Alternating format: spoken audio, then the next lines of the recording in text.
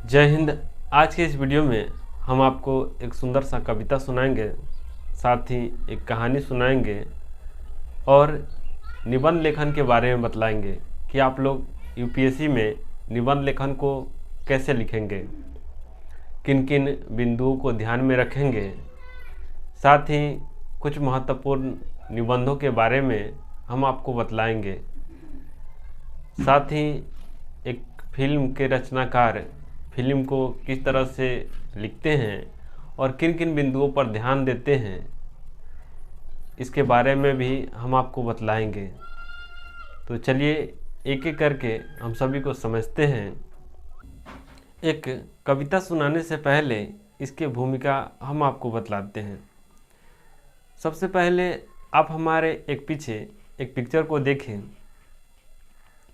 यह जो पिक्चर है यह नासा के वायेजर 1 ने 14 फरवरी 1990 ईस्वी को पृथ्वी के एक पिक्चर लिए थे, जिसमें आप पृथ्वी को देख सकते हैं कि यह एक डॉट की तरह दिखाई दे रहा है। यानी जिस पृथ्वी पर हम लोग रहते हैं यह पृथ्वी अंतरिक्ष से इतना छोटा दिखाई दे रहा है। साथ ही हम लोगों का जो अस्तित्व है वो आप लोग इससे अनुमान लगा सकते हैं कि हम क्या कर सकते हैं। तो चलिए हम आपको एक कविता सुना रहे हैं। इस कविता का शीर्षक है ऊंचाई। ऊंचाई अटल बिहारी वाजपेयी इसके रचनाकार हैं। ऊंचे पहाड़ पर पेड़ नहीं लगते, पौधे नहीं उगते, ना घास ही जमती है सिर्फ बर्फ़, जो कफन की तरह सफ़ेद और मौत की तरह ठंडी होती है, जिसके आलिंगन में हंसती खिलखिलाती नदी बूंद बूंद रोती है। ऐसी ऊंचाई जिसका परस पानी को पत्थर कर दे, ऐसी ऊंचाई जिसका दरसहीन भाव भर दे। अभिनंदन की अधिकारी है, आरोहियों के लिए आमंत्रण है। उस पर झंडे गाड़े जा सकते हैं, किंतु कोई गौरैया वहाँ नीड़ नहीं बना सकती, ना कोई थका मादा बटोही उसकी छाव में पल भर पलक ही झपका सकता है। सच्चाई यह है कि केवल ऊंचाई ही काफ़ी नहीं होती। सबसे अलग थलग, परिवेश से पृथक, अपनों से कटा बटा, शून्य में अकेला खड़ा होना पहाड़ की महानता नहीं, मजबूरी है। ऊंचाई और गहराई में आकाश पाताल की दूरी है। जो जितना ऊंचा उतना ही एकाकी होता है। हर भार को स्वयं ढोता है, चेहरे पर मुस्काने चिपका मन ही मन रोता है। जरूरी यह है कि ऊंचाई के साथ विस्तार भी हो, जिससे मनुष्य ठूठ सा खड़ा न रहे, औरों से घुले मिले, किसी को साथ ले, किसी के संग चले। भीड़ में खो जाना, यादों में डूब जाना, स्वयं को भूल जाना, अस्तित्व को अर्थ, जीवन को सुगंध देता है। धरती को बौनों की नहीं, ऊंचे कद के इंसानों की ज़रूरत है। इतने ऊंचे कि आसमान छू ले, नए नक्षत्रों में प्रतिभा के बीज बोले, किंतु इतने ऊंचे भी नहीं कि पांव तले धूप भी ना जमे, कोई कांटा ना चुभे, कोई कली ना खिले, ना बसंत हो न पतझड़ हो, सिर्फ ऊंचाई का अंधड़, मात्र अकेलेपन का सन्नाटा। मेरे प्रभु मुझे इतनी ऊंचाई कभी मत देना, गैरों को गले न लगा सकूं, इतनी रुखाई कभी मत देना। अब हम आपको एक कहानी सुनाने जा रहे हैं। यह कहानी एक किसान की है। एक किसान होता है, वह एक बाज़ार से भेड़ खरीद के लाता है। वह जैसे ही रास्ते से गुजर रहा होता है तो उसको 3 ठग मिलते हैं। तीनों ठग भेड़ को देखते हैं और योजना बनाते हैं कि किस तरह से इनके भेड़ को ठगा जाए। पहले ठग जाते हैं और किसान से बोलते हैं कि तुम इस कुत्ते को कहाँ लेकर के जा रहे हो। किसान कहता है कि अरे मूर्ख, ये कुत्ता नहीं, ये भेड़ है। कुछ दूर किसान आगे जाता है तो जो दूसरे ठग होते हैं वह आते हैं और कहते हैं कि भाई आपका यह कुत्ता बहुत ही सुंदर है। तो किसान के मन में कुछ संदेह उत्पन्न होता है। कुछ दूर और किसान जाता है तो तीसरे ठगाते हैं और किसान से बोलते हैं कि यह जो कुत्ता है वह काफ़ी बहुत ही सुंदर है। तो किसान को यह लगने लगता है कि यह वास्तव में कुत्ता ही है। किसान उस भेड़ को खोल देता है और छोड़ देता है और खाली हाथ घर लौट जाता है। इस कहानी से हमें यह शिक्षा मिलता है कि हमारे पास जो ज्ञान है, अगर हम उसका खुद इस्तेमाल नहीं करेंगे, खुद सोच समझ के उसका निर्णय नहीं करेंगे, तो दूसरे कोई हमको ज़रूर लूट लेंगे। इसलिए उस किसान की तरह किसी भी कार्य को करने से पहले खुद पर पूर्ण विश्वास होना चाहिए। यह कहानी, यह कविता कहने का मेरा मकसद यही है कि आप कभी भी जीवन में जाति को लेकर, धर्म को लेकर, भाषा को लेकर, रंग को लेकर, कपड़ा को लेकर, खान पान को लेकर आप कभी भी विवाद जीवन में नहीं कीजिएगा। क्योंकि आप अपने देश में कितने पाकिस्तान बनाने के लिए सोच रहे हैं। अगर जाति के नाम पे लड़िएगा, धर्म के नाम पे लड़िएगा, तो एक ऐसे आप उदाहरण देख ही रहे हैं कि पाकिस्तान बन गया है तो भारत पे हमेशा संकट बना रहता है। साथ ही उन वीर जवानों को तो पता ही नहीं होता है कि किन से युद्ध करना है, उनसे कभी मिले नहीं होते हैं, फिर भी वे लोग सीमा पर जा कर के अपने सीमा की सुरक्षा करते हैं। इसलिए अपने देश में हम लोग हैं तो कम से कम ये तो करेंगे कि जाति के नाम पे नहीं लड़ेंगे, धर्म के नाम पे नहीं लड़ेंगे, भाषा के नाम पे नहीं लड़ेंगे, अपने अस्तित्व को देखें। क्योंकि पृथ्वी इतना छोटा है, अगर हम लोग वसुधैव कुटुंबकम कहते हैं तो इसका पालन करेंगे अपने ही देश में। सभी को अपना हित मानेंगे, अपना कुटुंब मानेंगे। साथ ही अगर कोई इनके प्रति आपको उकसाए या फिर कोई भी यति करे तो उनको, अगर आप उनसे शक्तिशाली है तो वहीं पे जवाब दीजिए। अगर शक्तिशाली नहीं है तो हमारे ग्रंथों में कहा जाता है कि जैसे अभिमन्यु थे, उनको 6 चक्रव्यूह भेदने का ज्ञान था लेकिन 7वां का ज्ञान नहीं था, तो वे जाते हैं, वीर अभिमन्यु 7वें चक्रव्यूह में मारे जाते हैं छल द्वारा। लेकिन इस घटना से हमें यही शिक्षा मिलता है कि हम अपने जीवन में अगर पूर्ण ज्ञान प्राप्त नहीं है तो हम किसी व्यक्ति को पहले युद्ध करने के लिए नहीं ललकारें। क्योंकि अगर उनसे हम कमज़ोर हैं, अगर हम जाते हैं तो वह एक थप्पड़ मारेंगे, पुनः उठेंगे तो पुनः एक थप्पड़ मारेंगे, फिर गिर जाएंगे। इसलिए पूर्ण ज्ञान प्राप्त करें और अर्जुन की तरह युद्ध भूमि में जाए, चक्रव्यूह को तोड़े और चक्रव्यूह तोड़ करके विजय कर करके वापस आए। यह हमारे ग्रंथ सिखाते हैं। उसी तरह से आप लोग भी जीवन में सीखिए, क्योंकि शांति से हर चीज़ का जवाब नहीं दिया जाता है। तो चलिए अब हम आपको निबंध के बारे में समझाते हैं कि आखिर यूपीएससी में आप लोग निबंध कैसे लिखिएगा। अब हम आपको समझाते हैं कि आखिर यूपीएससी में निबंध लेखन कैसे करेंगे। सबसे पहले है निबंध लेखन। समझते हैं कि आखिर निबंध क्या होता है। निश्चित आकार में बांधे हुए भाव व विचार जो श्रृंखलाबद्ध तरीके से परस्पर जुड़े रहते हैं। चूँकि निबंध साहित्य का एक रूप है, अतः इसमें साहित्य के गुण और विशेषताएं भी होनी चाहिए। जो निबंध है, ऐसा कहा जाता है कि निबंध लेखकीय व्यक्तित्व का प्रतिबिंब है। मतलब जैसे एक व्यक्ति है, वह निबंध लिख लेता है तो हम उसके बारे में, उसके व्यक्तित्व की, वो क्या सोचता है, क्या चाहता है, उसके बारे में हम बतला सकते हैं। यानी उसकी सोचने की शक्ति कितना प्रबल है, कहाँ तक वो सोच सकता है, इसके बारे में हम जान सकते हैं। निबंध में 2 चीज़ होने चाहिए, पहला विषय और दूसरा प्रस्तुति।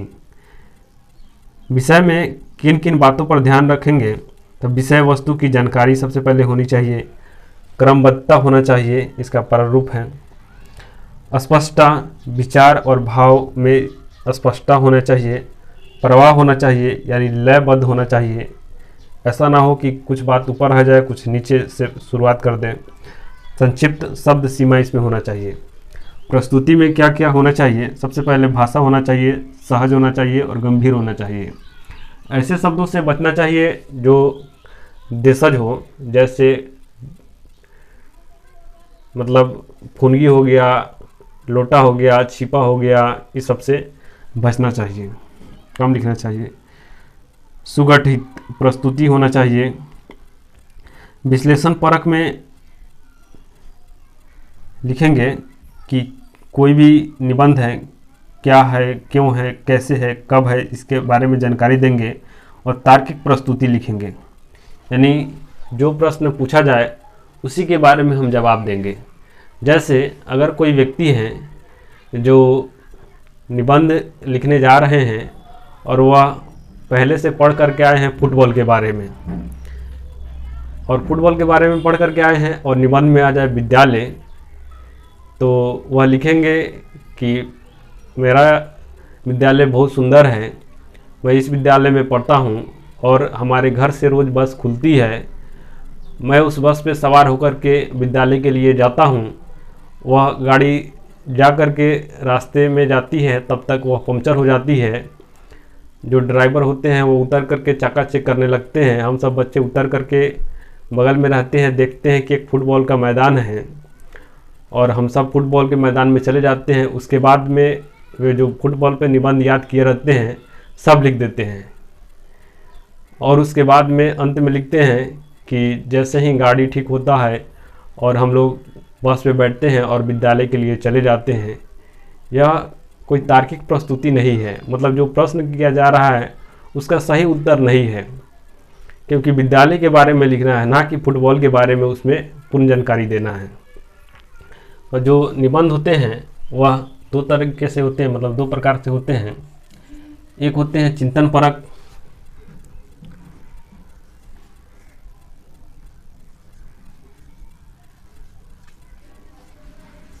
और एक होते हैं भाव परक।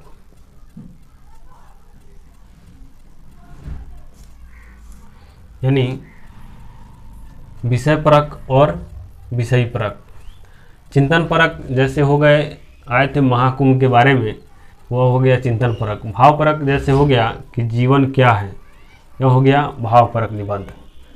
अब हम लोग समझते हैं कि आखिर एक निबंध लिखने के लिए हमको किन किन बातों पर ध्यान देना पड़ेगा। अब हम आपको बतलाते हैं कि एक निबंध लिखने के लिए सबसे पहले उसके अर्थ को समझना होता है। जैसे एक निबंध है, छप्पर मरम्मत करने का सही समय तब होता है जब धूप खिली हुई हो।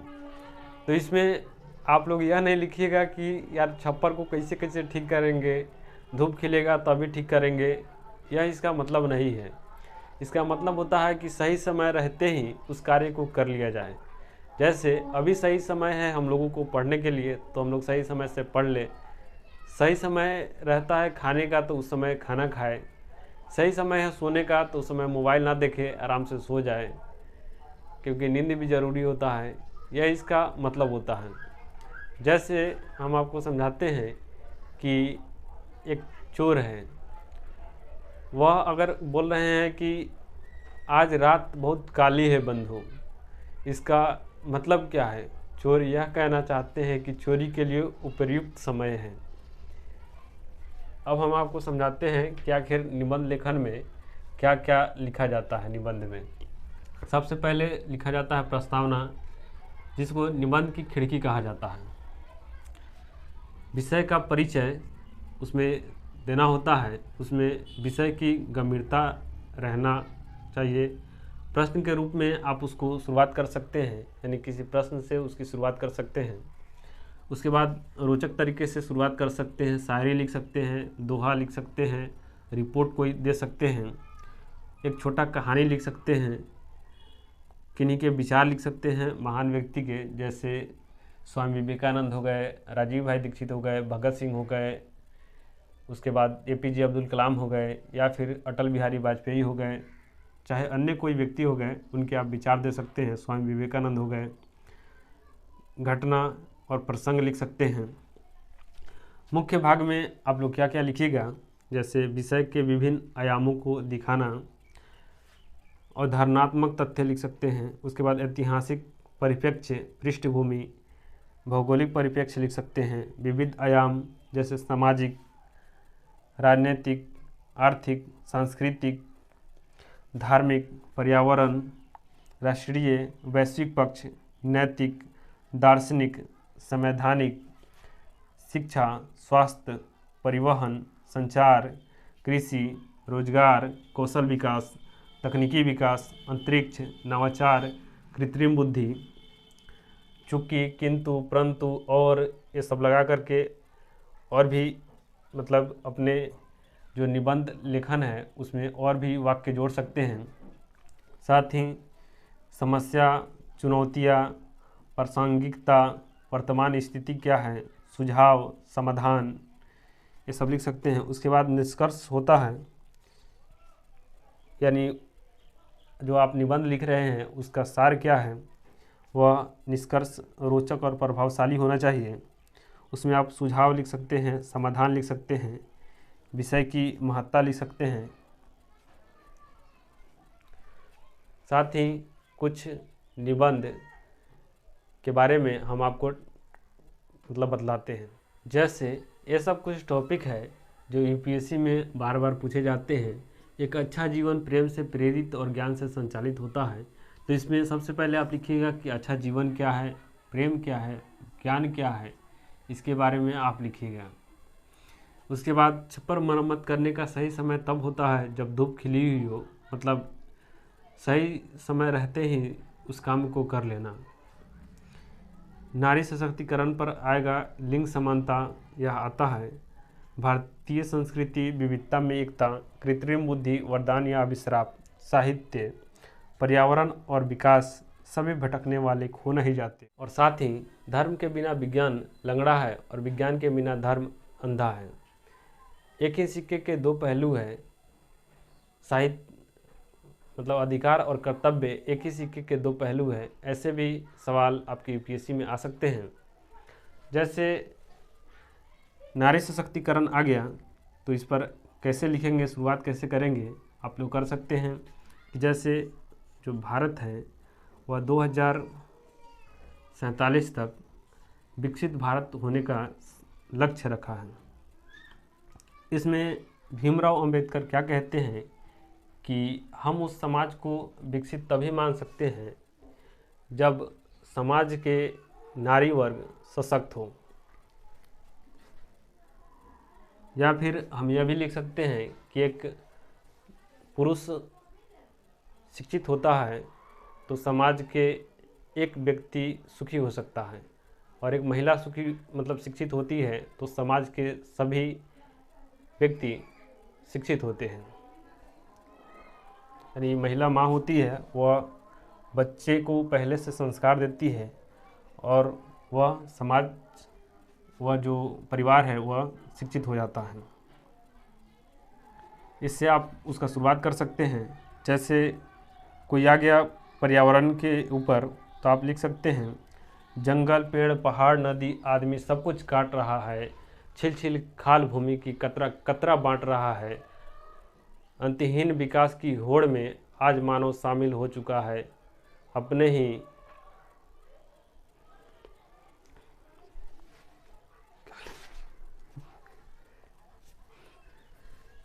जंगल, पेड़, पहाड़, नदी, आदमी सब कुछ काट रहा है बिना सोचे समझे। जंगल, पेड़, पहाड़, नदी, आदमी सब कुछ काट रहा है, छिल छिल खाल भूमि की कतरा कतरा बांट रहा है, बिना सोचे समझे अंतहीन विकास की होड़ में आज मानव शामिल हो चुका है अपने ही विकास के अंधी दौड़ में। आप यह लिख करके भी उसका शुरुआत कर सकते हैं। साथ ही अगर आ जाए, जैसे एक और भी है, जो बदलाव हम दूसरों में देखना चाहते हैं वह सबसे पहले खुद में लाए। यह भी टॉपिक यूपीएससी में पूछे जाते हैं।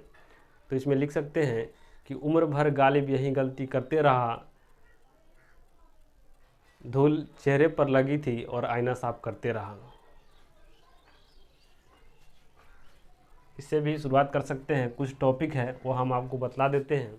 कुछ और टॉपिक है जैसे भारत में भाषा की राजनीति, महाकुंभ, भारतीय संस्कृति का आयोजन, सांस्कृतिक एकता का प्रतीक, सोशल मीडिया का समाज पर प्रभाव, साइबर क्राइम, समस्या व समाधान, क्रैश लेन देन का समाज पर प्रभाव, भूमंडलीकरण का समाज पर प्रभाव, महिला सशक्तिकरण, राजनीतिक परिप्रेक्ष्य में भारत में पंचायती राज व्यवस्था, जातिगत जनगणना, वैश्विक ताप, जलवायु परिवर्तन, भ्रष्टाचार, काला धन, चुनाव में मीडिया की भूमिका, सोशल मीडिया कितना सोशल, भारत में अल्पसंख्यक समुदाय की स्थिति, भारत में दलित विमर्श, भारत में स्त्री विमर्श, मानव अधिकार व आंतरिक सुरक्षा, भारतीय लोकतंत्र में विपक्ष की भूमिका, नक्सलवाद, आतंकवाद, प्रतिष्ठा के लिए हत्या, नागरिक संहिता, वैश्वीकरण व सांस्कृतिक पहचान,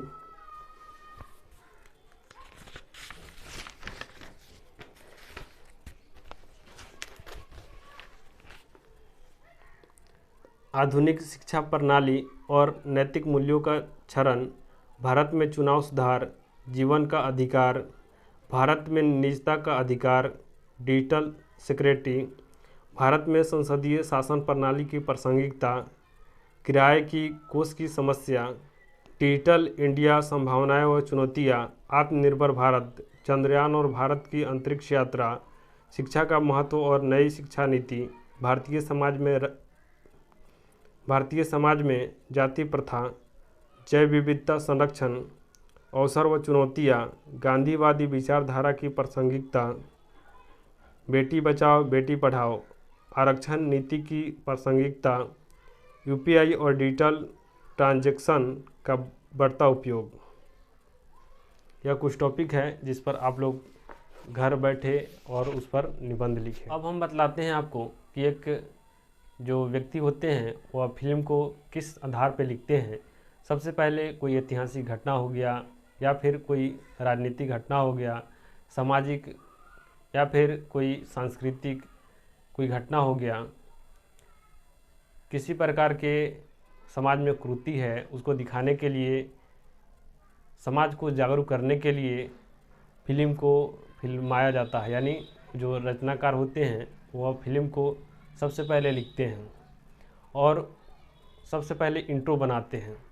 इंट्रो में जो घटना होता है उसके मुख्य भाग होते हैं, जो देखने वाले होते हैं यानी दर्शक होते हैं, ऐसे मतलब उसको बनाया जाता है कि दर्शक के मन में यह जिज्ञासा उत्पन्न हो ताकि वह फिल्म को आगे देख सके।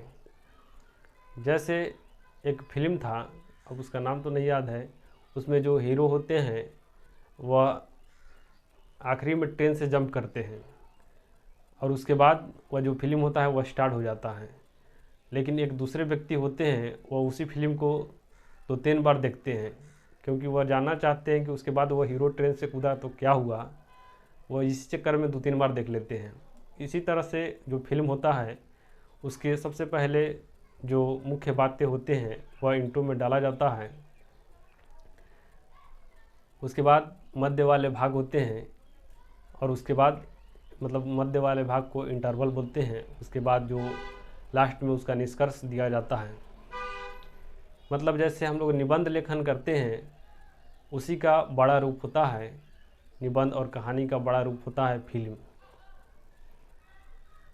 तो चलिए मिलते हैं कल, जो हम लोग का बीए सेमेस्टर 5 हिंदी में जो हम लोगों का है भारतीय काव्य शास्त्र, उसका कल हम लोग अध्ययन करेंगे। MIC 6। मिलते हैं कल, तब तक के लिए जय हिंद।